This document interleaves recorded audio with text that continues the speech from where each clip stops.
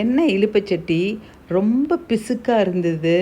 அடியிலலாம் எண்ணெய் வச்சாக்கா அப்படியே பிசுக்காகவும் ஒரு மாதிரி என்ன தான் தேய்ச்சாலும் போகாது. அதுக்கு இந்த சால்ட் பேப்பர் இருக்கு இல்லையா, அதை வாங்கிக்கணும். ஹார்ட்வேர் ஷாப்பில் கிடைக்கும்.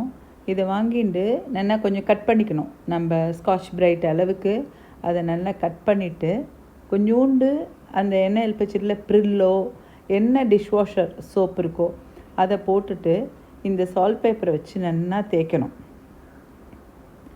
நல்லா இந்த எண்ணெய் பிசுக்கு போக நல்லா அழுத்தி தேய்ச்சாக்க அந்த பிசுக்கே இருக்காது.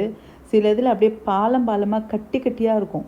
அப்படியே எடுத்து வச்சு எறும்பு இலுப்பைச்சட்டி, ஈவன் இண்டாலியம் இலுப்பைச்சட்டி கூட கருப்பாக போயிடும். அதுக்கு இந்த சால்ட் பேப்பர் யூஸ் பண்ணி நல்லா தேய்ச்சிட்டோம்னா அழுத்தி அந்த கரையெல்லாம் போயிடுறது, எண்ணெய் பிசுக்கும் போயிடும்.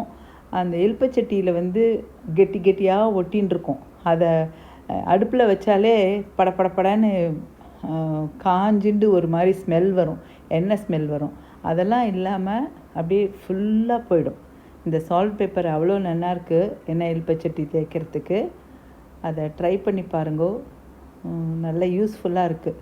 ஈவன் சிங்க்கு, எவர் சில்வர் டேப்பு அதெல்லாம் தேய்க்கிறதுக்கு கூட இந்த சால்ட் பேப்பர் நல்லா யூஸ் ஆகுது. எவர் சில்வர் சிங்க்கு இதெல்லாம் கூட இந்த சால்ட் பேப்பர் வச்சுன்னு தேய்ச்சாக்கா பளிச்சுன்னு ஆகுது.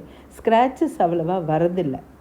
இந்த பிராண்டு வாங்கிக்கோங்க, நல்ல வழவழன்னு ஆகிடுது. அப்படியே இல்லை சொரன்னு இல்லாமல் நல்ல வழவழன்னு இருக்குது. கொஞ்சம் மேலே எல்லாம் தேய்ச்சி முடித்த உடனே தொடச்சிட்டு, ஏன்னா தண்ணியும் இரும்பும் சேர்ந்தால் துரு பிடிச்சிடும். அப்படியே வைக்காமல் நல்லா தொடச்சிட்டு கொஞ்சோண்டு எண்ணெய் தடவி வச்சுக்கலாம். இல்லை அப்படியே வச்சுட்டா கூட ஒன்றும் ஆறுதில்லை.